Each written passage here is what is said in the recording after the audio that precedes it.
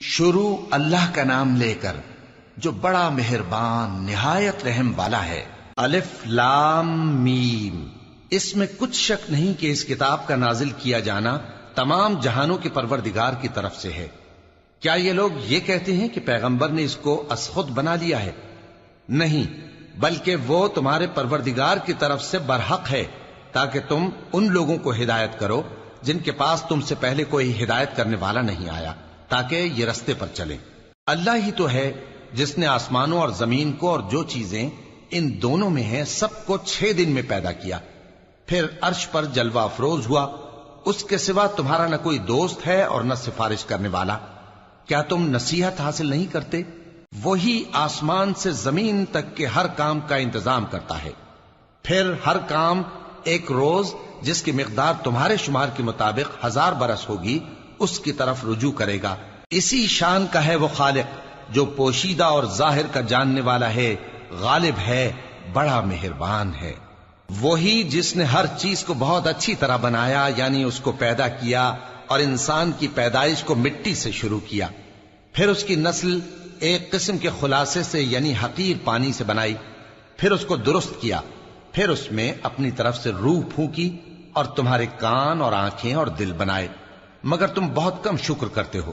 اور کہنے لگے کہ جب ہم زمین میں ملیا میٹ ہو جائیں گے تو کیا اثر نو پیدا ہوں گے؟ حقیقت یہ ہے کہ یہ لوگ اپنے پروردگار کے سامنے جانے ہی کے قائل نہیں۔ کہہ دو کہ موت کا فرشتہ جو تم پر مقرر کیا گیا ہے تمہاری روحیں قبض کر لیتا ہے، پھر تم اپنے پروردگار کی طرف لوٹائے جاؤ گے، اور تم تعجب کرو جب دیکھو کہ گناہگار اپنے پروردگار کے سامنے سر جھکائے ہوں گے اور کہیں گے کہ اے ہمارے پروردگار، ہم نے دیکھ لیا اور سن لیا، تو ہم کو دنیا میں واپس بھیج دے کہ نیک عمل کریں، بے شک ہم یقین کرنے والے ہیں۔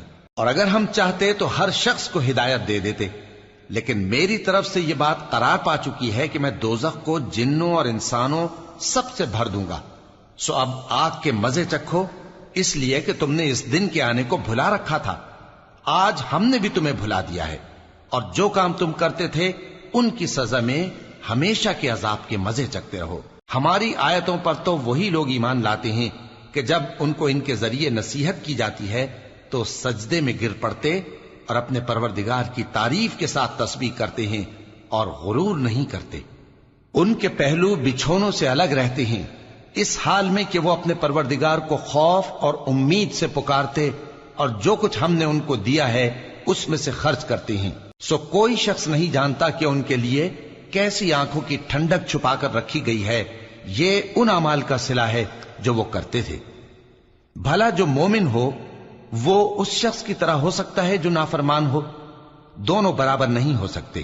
جو لوگ ایمان لائے اور نیک عمل کرتے رہے ان کے رہنے کے لیے باغ ہے، یہ مہمانی ان کاموں کی جزا ہے جو وہ کرتے تھے، اور جنہوں نے نافرمانی کی ان کے رہنے کے لیے دوزخ ہے، جب چاہیں گے کہ اس میں سے نکل جائیں تو اس میں لوٹا دیے جائیں گے، اور ان سے کہا جائے گا کہ جس دوزخ کے عذاب کو تم جھوٹ سمجھتے تھے اس کے مزے چکھو، اور ہم ان کو قیامت کے بڑے عذاب سے پہلے دنیا کے عذاب کا بھی مزہ چکھائیں گے، شاید وہ ہماری طرف لوٹ آئیں۔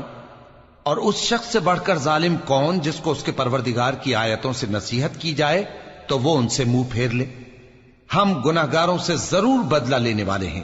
اور ہم نے موسیٰ کو کتاب دی تو تم ان سے ملاقات ہونے سے متعلق شک میں نہ ہونا، اور ہم نے اس کتاب کو بنی اسرائیل کے لیے ذریعہ ہدایت بنایا تھا، اور ان میں سے ہم نے پیشوا بنائے تھے جو ہمارے حکم سے ہدایت کیا کرتے تھے، جبکہ وہ صبر بھی کرتے تھے اور وہ ہماری آیتوں پر یقین رکھتے تھے۔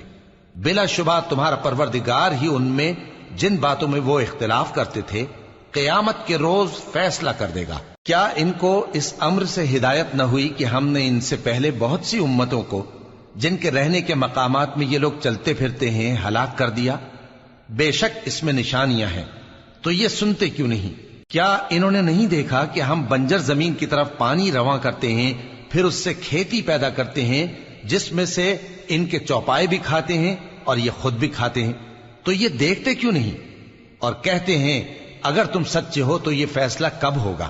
کہہ دو کہ فیصلے کے دن کافروں کو ان کا ایمان لانا کچھ بھی فائدہ نہ دے گا اور نہ ان کو مہلت دی جائے گی، تو ان سے منہ پھیر لو اور انتظار کرو، یہ بھی انتظار کر رہے ہیں۔